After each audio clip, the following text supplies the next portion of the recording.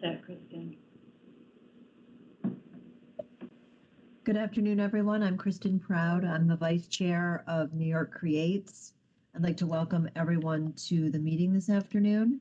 We'll do a roll call of the directors participating in today's meeting. Michael Abbott. Present. Anita Brown. Present. Heather Hage. Present. Doreen Harris. Present. Dr. Mengling Chow. Present. Joan McDonald. Present. And Ken Tompkins. Present. Thank you for joining us this afternoon. I'd also like to recognize the advisory representatives designee. That's Ian Rosenblum. Ian is the designee of the Chancellor of the State University of New York. Thank you for joining us. And I'd also like to recognize the member representatives, Ryan Farrell from the Research Foundation of the State University of New York, and also Michael Frame representing the SUNY Polytechnic Institutes Foundation. The officers who are participating in the meeting today are David Anderson, Patricia Arciero Craig, Paul Kelly, Scott Bateman, Timothy Taylor, and Patricia Buckland. At this time, I would ask that everyone mute their computers when they are not speaking so as to minimize any background noise. Also, if you could please identify yourself when you are speaking or if you are making a motion. And for voting, we will call out each director's name individually to get the vote so that we can have that accurately recorded. At this time, I would ask if anyone has a conflict of interest respect to any of the items on today's agenda. And if so, if you would please make the appropriate disclosure on the record and then recuse yourself from discussion or vote with regard to that item when we come to it on the agenda.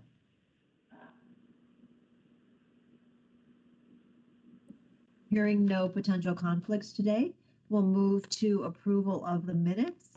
I'd like to have a motion, please, to approve the minutes of the New York Creates Board meeting, which was held on June 8th, 2023. So move, Ken. McDonald, I'll move, and Joan McDonald, I'll second.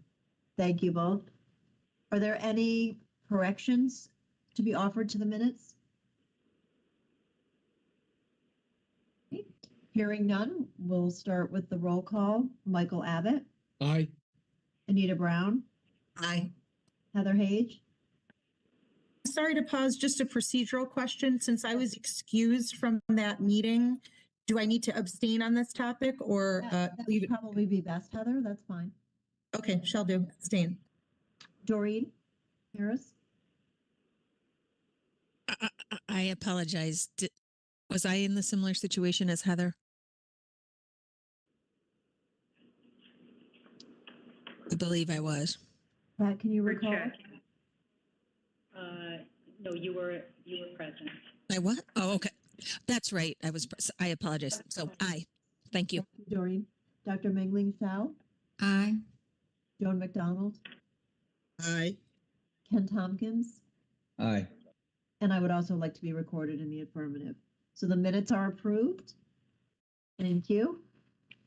I will now turn the meeting over to Michael Abbott to present the audit committee report for us. Thank you, Vice Chair. You have before you information regarding the approval of insurance renewals for New York Creates, FRMC, and FSMC. I'd like to ask for a motion to consider and adopt resolutions approving the insurance renewals for New York Creates, Fuller Road Management Corporation, and Fort Schuyler Management Corporation. So moved by Mengling Chow. Thank you, Dr. Chow. Can I have a second, please? Second, Heather. Thank you, Heather. By way of background, New York Creates, FRMC, and FSMC seek to renew their various lines of insurance coverage for the period commencing on July 1, 2023. New York Creates insurance broker, Amsure, conducted a comprehensive outreach process and prepared a proposed renewal package. Amsure is an independent risk management and insurance advisory firm that represents over 20 different insurance carriers. The summary of the proposed program is in the materials provided to the board in advance of the meeting. As noted in the summaries, the aggregate premium costs for New York Creates, FRMC, and FSMC will increase by approximately $129,716 or 3.7% for the 23-24 policy periods when compared to the expiring policy terms. The increase is primarily driven by increases in property insurance premiums. These rates have increased significantly across the nation due to increased claims caused by natural catastrophes, inflation, supply chain issues, and increased costs for materials and repairs. Premiums for other lines of insurance either decreased or remained approximately the same as last year.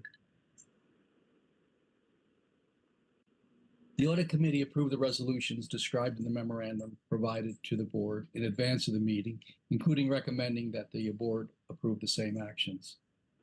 So the requested action today is to approve resolutions for New York Creates, FRMC, and FSMC, approving and authorizing the insurance renewals as described in the summary provided to the board in advance of the meeting, and approving and authorizing the President, Treasurer, and Chief Financial Officer, each of them without the other, on behalf of the corporation, to execute, acknowledge, and deliver the aforesaid insurance renewals, which such changes, variations, omissions, and insertions as the officer of the corporation signing the same shall approve, the execution thereof by such officer to constitute conclusive evidence of such approval, and to take such actions as are necessary or appropriate to implement and carry out the purposes and intent of this resolution, including without limitation the execution, acknowledgement, and delivery of other documents and agreements. Is there any discussion of this matter? Hearing none, I will ask each director for the vote on the motion. Anita Brown? Aye. Heather Hage? Aye. Doreen Harris? Aye. Dr. Mengling Chow? Aye. Joan McDonald? Aye. Kristen Proud? Aye. Kenneth Tompkins? Aye. And I also a vote in the affirmative. The ayes have it and the motion is adopted. Thank you. I will now turn it back to the Vice Chair. Thank you very much, Mike. At this time, I will present the Finance Committee report. So we have before us FRMC Resolution Number 186, which is related to the sale of Kiernan Plaza. Could I have a motion, please, to consider and adopt a resolution authorizing the sale of Kiernan Plaza? So move, Anita Brown. Thank you, Anita. A second, please. Second, Ken. Thanks, Ken. So for background, at its meeting on April 22nd, 2022, the corporation, FRMC, authorized the sale of Kiernan Plaza to Redbourne Development Partners and/or its affiliates for $1.25 million. The sale followed a competitive process during which 2 bids were received, with the highest bid being submitted by Redbourne at $1 million. The board was advised that the corporation signed a sales price of $1.25 million and that Redbourne planned to invest $10 million to upgrade the facility to be used as office space. FRMC has been in continuing discussions since then with Redbourne to finalize the purchase and sale agreement for this facility. Redbourne has indicated that it is not financially feasible for it to proceed with the purchase of the facility and intended use at the original price due to the significant rise in construction-related costs that would be incurred in order to fit up the facility for office space, and also due to higher interest rates. Redbourne is now seeking to reduce the purchase price of its bid of $1 million and intends to consider other uses of the building, such as residential. As set forth in the memorandum provided to the board in advance of this meeting, FRMC continues to believe that the proposed sale represents fair market value, but has supplemented the information provided last year for less than fair market sale as required by the acquisition and disposition of real property policy. The memo notes that the information previously provided remains the same, except that the purchase price is now $1 million rather than $1.25 million. And the purchaser intends to consider other uses for the facility, which originally had been for office space, such as conversion to apartments.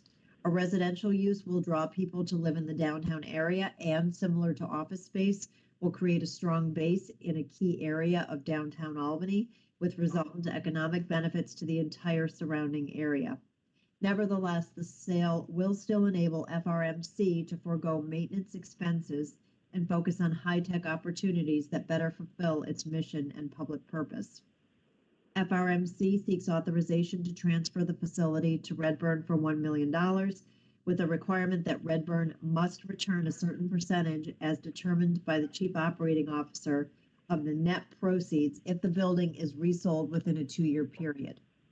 Chief Operating Officer Paul Kelly and Interim Contracting Officer Scott Bateman approved this proposed transfer. In addition, Hope Knight, who's the President and CEO designate of the Empire State Development, consent to the transfer. The Finance Committee approved a Resolution 1 determining that, based upon the economic benefits to be derived from this transfer and the other factors enumerated in the memorandum provided to the committee in advance of its meeting, that there is no reasonable alternative to the proposed transfer of the property to Redburn that would achieve the same purpose as such transfer, and approving and authorizing a change of the provisions of FRMC Resolution Number 182 to authorize the sale of Kiernan Plaza by FRMC to Redburn for $1 million on the terms stated in the memorandum provided to the committee in advance of its meeting. Approving and authorizing the President, Treasurer, and Chief Financial Officer, each of them without the other, on behalf of the corporation, to execute, acknowledge, and deliver any associated agreements for such transfer with such changes, variations, omissions, and insertions as the officer of the corporation signing same shall approve, the execution thereof by such officer to constitute conclusive evidence of such approval, and to take such actions as are necessary or appropriate to implement and carry out the purposes and intents of this resolution, including without limitation the execution, acknowledgement, and delivery of other documents and agreements, and recommending that the board approve these same actions. So at this time, the requested action is approval of FRMC Resolution Number 186. I will pause there and ask if there are any questions or comments from the board members. Hearing none, I'll ask each director for their vote, beginning with Michael Abbott, Aye. Anita Brown, Aye. Heather Hade, Aye. Doreen Harris, Aye. Dr. Mingling Zhao, Aye. Joan McDonald, Aye. Ken Tompkins, Aye. and I would also like to be recorded in the affirmative, please. So the ayes have it and the motion is adopted. At this point, I'll ask if there is any new business from the board members to be considered.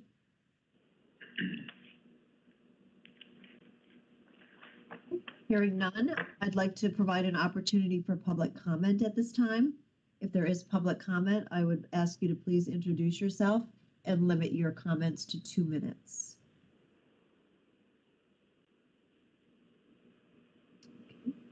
Hearing none, the date of our next meeting is still to be determined, and once finalized, as always, it will be posted on the website. So I would ask one more time if there's any further business. Then I would ask for a motion to adjourn. This is Doreen. So moved. Thank you, Doreen. Is there a second? This is Mike. Anita Brown, second. Oh. Thank you, Anita. All right. All in favor, aye. Aye. Aye. Aye. Opposed? The meeting is adjourned. Thank you all very much for your time this afternoon, and I hope you have a happy and safe 4th of July holiday weekend. Thank you. Same there. Thank you. Thank Thank you. Bye-bye.